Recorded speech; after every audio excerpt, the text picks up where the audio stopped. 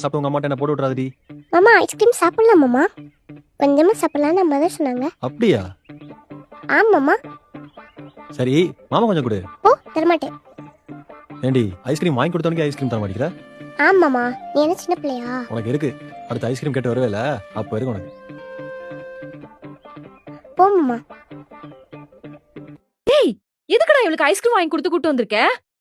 அக்கா நான் வாங்கி கொடுக்கல, அவதான் வாங்கினா. மா இல்லம்மா, நான் சொன்ன ஐஸ்கிரீம் வேணான்னு. ஆனா மாமா தான் என் அக்கா நான் பாத்துக்கிறேன் இல்லக்கா. நீ சாப்பிடுன்னு வாங்கி கொடுத்தான். ம். அடிப்பாவி.